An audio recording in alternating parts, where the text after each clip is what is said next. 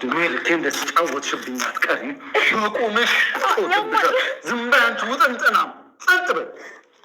ዮዲት ሞተች ማለት እኔም ከወንድጌ ጋር አብሬ ታሰራለሁ። ከዛ እናቴ ያለ ጧሪ ቀረች ማለት ነው። አስገርም የኔ ልጅ ብንታሰርም እኔና ልጄ ነን። አንቺን አሳልፌ በጭራሽ አልሰጥም። ከዚህ በኋላ አንድ ነገር ተነፍሳለሁ ቢሉ ይሄ ሰለለ ጉሮሮትን ነው መበጠሰው። ዮዲት ታገተች። እንዲሁም ወይዘሮ ወርቄም ቤታቸውን ሸጠው ጎዳና ላይ ወጡ። ሰላም ሰላም! ውድና የተከበራችሁ ውድ ቻናል ቤተሰቦች እንዴት ናችሁ? ደህና ናችሁ ወይ?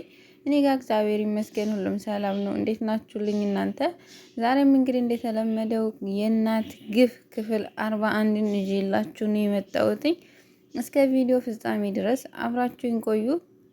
ወይዘሮ ወርቄ እንግዲህ ቤቱ አይሸጥም እያሉ እንግዲህ እየጮሁ ይገኛሉ። ዮዲትም ድንገት መጣ አራባዬ እንደዚህ አትጩሂ ያምሻል በምትላቸው ሰዓት እንግዲህ ሁሉም እንግዲህ አራባዬ አትጨናነቂ፣ እግዚአብሔር አለ፣ ሁሉም ነገር ቀስ ብሎ ይስተካከላል እያለች እንግዲህ ለወይዘሮ ወርቄ እያጽናናቻት ትገኛለች ማለት ነው። ወይዘሮ ወርቄ እንግዲህ ቀልዳቸው አይጠገብም።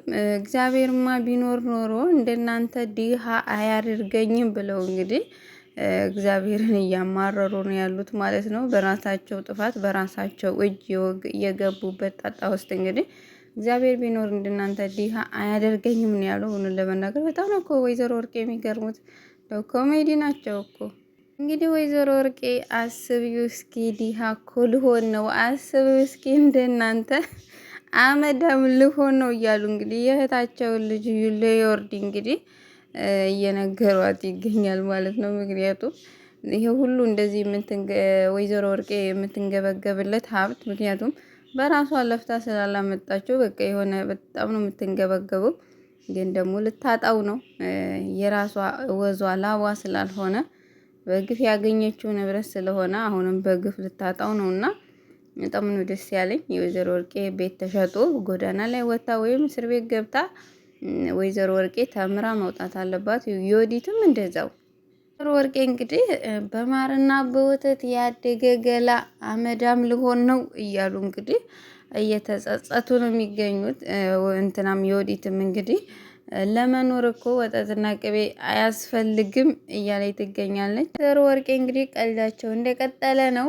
ለዮርዲ እንግዲህ ሽሮና ሽሮ መከካት የለመደ ሆድ ባንዴ ወተትና ማርን ሊያቀው አይችልም ብለዋል ማለት ነው። እንግዲህ ዮርዲም አባዬ መቀየር ለማትችዩ ነገር አንዴ ለሆነ ነገር ለምንድን ነው የምታማርሪ እያለች እንግዲህ ዮርዲም ለአክስቷ እየነገረች ነው።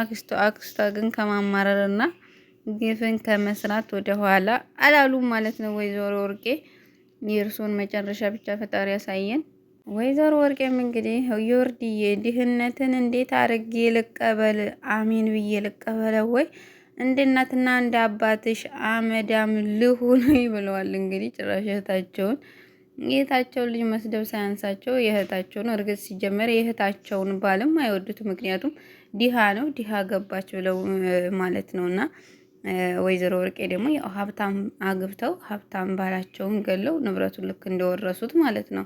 ዲም እንግዲህ እኛ ሰላም አለን ብርም ባይኖረን የሰላም እንቅልፍ ተኝተን እናድራለን ብላለች። እውነት ነው። እንግዲህ አባዬ ብር ኖሮሽ ምን ጠቀመሽ? አንድ ቀን እንኳ እፎይ ብለሽ አታውቂም እያለቻት ነው ማለት ነው። እንግዲህ ስበላ ስጠጣ አላየሽኝም ወይ ዮርዲዬ? እኔ እኮ ፈጣሪንም አመሰግነው ጮማዬን እየቆረጥኩ ነው በሚሉ ሰዓት እንግዲህ ዮርዲ ደግሞ እንግዲህ ጮማ ስትቆርጪ አይቼሽ አላቅም ብላ እንግዲህ አክስቷን በምትጠይቃት ሰዓት ወይዘሮ ወርቄ ደግሞ አንቺ በማትኖሪ ሰዓት መኝታ ቤቴ ነው እየቆረጥኩ ብለዋል። የስግብግብነት መጨረሻ ማለት ነው።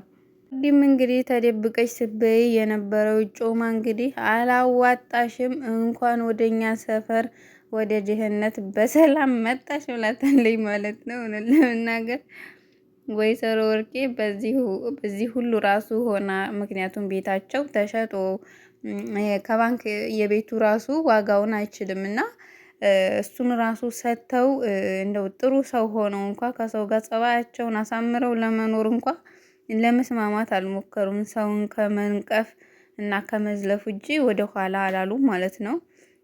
ፈጣሪን ራሱ ወይዘሮ ወርቄም እንግዲህ ድህነት ዮርድዬ ይቅርታ አድርጊልኝና በጣም ነው የሚያስጠላው አልፈልግም ብለው እንግዲህ ዮርዲን ደግሞ ዮርድዬ ግን ድህነት በድህነት ውስጥ እንዴት ነው የምትኖሩት? ብር የላችሁ ብለው እንግዲህ የምትፈልጉትን አትበሉ፣ የሀብታም ቤት ዶሮ ወጥ እያሸተታችሁ እያሉ እንግዲህ ወይዘሮ ወርቄ እንዴት መኖሩን አወቃችሁበት ይላሉ እንግዲህ ወይዘሮ ወርቄ ማለት ነው።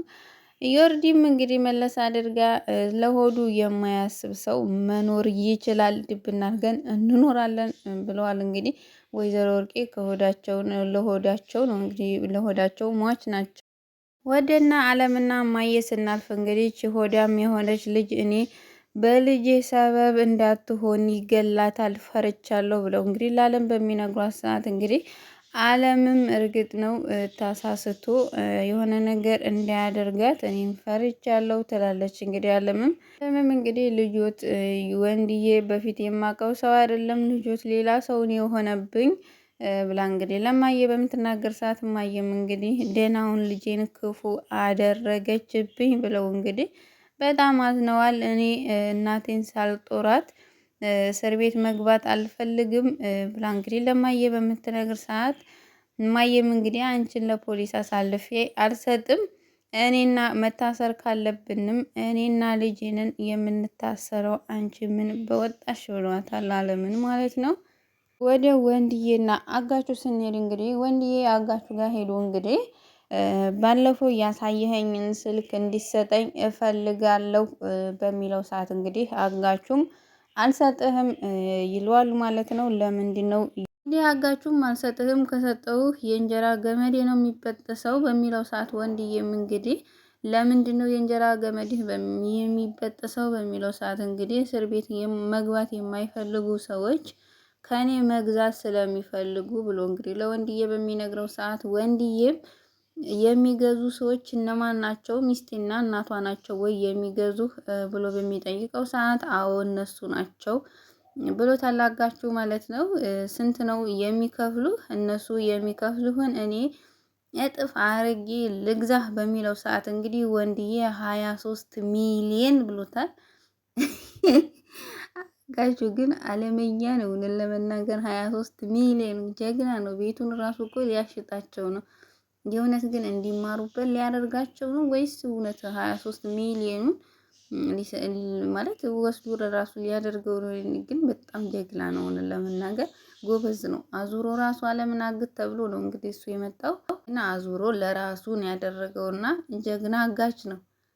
እንዲህም እንግዲህ ደንግጦ 23 ሚሊዮን ራሱ ለመጥራት ፈርቶ እንግዲህ 23 ሚሊዮን እንግዛህ አሉህ በሚለው ሰዓት እንግዲህ አጋቹም የሰው ልጅ ውርደቱን ለመሸፈን ሲል ምንም ነገር ሊያደርግ ይችላል። አዎ እንገዛሃለን ብለውኛል ብሎ እንግዲህ ለወንድዬ ነግሮታል። ደማዬና አለም እንግዲህ ስንመለስ አለምም እንግዲህ ቤታቸውን ሊሸጡት ነው። አጋቹ በጣም ብዙ ብር ነው የጠየቃቸው በምትላቸው ሰዓት እንግዲህ ለማዬ ማዬም እንግዲህ ይሄን ሁላ ብር ከየት ነው የሚያመጡት በሚሉ ሰዓት እንግዲህ ቤቱን ሊሸጡት ነው ብላለች። እንግዲህ አለም ቤቱን ከሸጡት የት ሊወርቁ ነው የት ሊያርፉ ነው ብለው እንግዲህ ማዬ ደግሞ አስበዋል። ለእነሱ ተጨንቀዋል ማለት ነው። ያው ቤቱ ከተሸጠ እንግዲህ ወደነ ወንድዬ ቤት ነው የሚመጡት። ምክንያቱም ሌላ ማረፊያ ስለሌላቸው ማለት ነው። እዛ እንግዲህ ይቅርታ ብለው እዛ የሚኖሩ ነው የሚመስለኝ፣ የራሴ ግምት ነው። ማየም እንግዲህ ሰዎች ተንኮለኛ ናቸው መላ አያጡም በሚሉ ሰዓት እንግዲህ አለምም በአሁኑ ሰዓት እንኳን ምንም አማራጭ ምንም መላ የላቸውም፣ መላቸው በሙሉ አልቆባቸዋል ትላለች ማለት ነው። ለመናገር ምንም መላ አሁን የሚወጡበት የሚያመልጡበት ነገር የለም። ስርስር ያለ እጅና እግራቸው ዮዲትም ሆነች ወይዘሮ ወርቄ ማለት ነው። እማዬም እንግዲህ ሴትዮዋን አታውቂያቸውም፣ የደበቁት ብዙ ብር ይኖራቸዋል ብለዋል። እንግዲህ እማዬም ወይዘሮ ወርቄም እንግዲህ ፀሐይን ጠርተዋል። እንዴት ነው እንዳንቺ ሞኝ ያደረገኝ ግን ማን ነው? እኔ እኮ በፊት ላይ ብልህ ነበርኩኝ፣ አጋቹ በራሴ ላይ እንደሚነሳ ለምን አላወቅኩም ብለው እንግዲህ ፀሐይን እየጠየቋት ይገኛሉ። ፀሐይም እንግዲህ የእግዚአብሔርን መንገድ ትቶ በራሱ መንገድ የሚጓዝ ሰው ይወድቃል በምትል ሰዓት እንግዲህ ለወይዘሮ ወርቄም እግዚአብሔር አይጠብቅሽም እያልሽ ነው ወይ ያለሽው ብለው እንግዲህ ፀሐይን ጠይቀዋታል። እንግዲህ ፀሐይም አጋች መቅጠሩ ሰውን ለመጉዳት አይደለም ወይ ብላ እንግዲህ ወይዘሮ ወርቄን ጠይቀኝ እንግዲህ ሰውን የሚጎዳ ሰው እግዚአብሔር አይጠብቀውም ብላለች። እንግዲህ የኔ ቅመም ፀሐዬ ወይዘሮ ወርቄ እንግዲህ ይጠብቀኛል እኔ እኮ ቀብራሪት ወርቄ ነኝ ብለዋል። እንግዲህ ወይኔ ሁሉም በእግዚአብሔር ፊት አንድ እንደሆነ አያውቁም እነሱስ።